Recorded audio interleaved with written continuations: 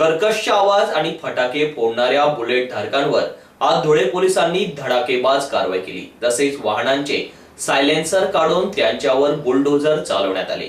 ही कारवाई धुळे शहरातील संतोषी माता मंदिर परिसरात करण्यात आली। दुचाकीच्या सायलेन्सर मधून फटाके फोडणारा आवाज काढणाऱ्या दुचाकी चालकांवर पोलीस दलाने मोठी कारवाई करत असे सायलेन्सर जप्त करीत ते बुलडोझर खाली नष्ट करण्यात आले आहे। आज सकाळी संतोषी माता मंदिर परिसरात ही कारवाई करण्यात आली। तसेच फॅन्सी नंबर प्लेट बसवून त्याद्वारे पोलीस आणि जनतेची दिशाभूल करणाऱ्या दुचाकी चालकांनाही पोलिसांनी चाप बसवला आहे।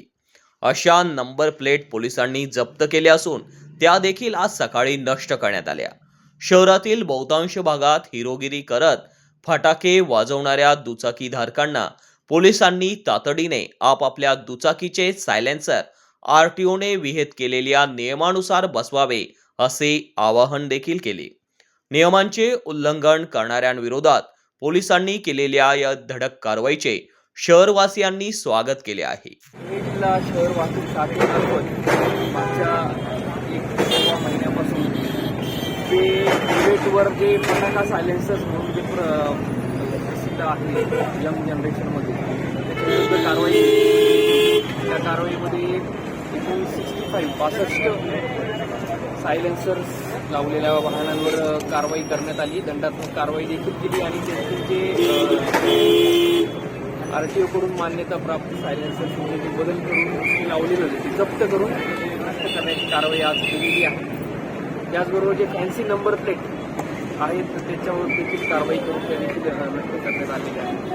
माझे सर्व जे आपले युवक आहेत त्यांना आव्हान असेल की आपण अशा पद्धतीच्या गोष्टींना बोलू नये आणि फटाका सायलेन्सर सारख्या कुठल्याही त्याच्यामध्ये आपण वापर करू नये वाहनांवर। त्याचबरोबर पुढच्या काळामध्ये देखील ही कारवाई अशीच पुढे चालू राहणार आहे। माझे सर्व नागरिकांना आव्हान आहे की असं कुठे निदर्शनास आल्यास तात्काळ पोलीस स्टेशनला किंवा आमच्या वाहतूक शाखेला कळवावं। त्याचबरोबर संबंधित मोटरसायकलचा नंबर जरी कळवला आम्हाला तरी देखील आम्ही ती शोधून त्यांच्यावर कारवाई करू। सर, ही रिकव्हरी किती झाली सर? हे जे सायलेन्सरची रिकव्हरी सांगितलं मी नाही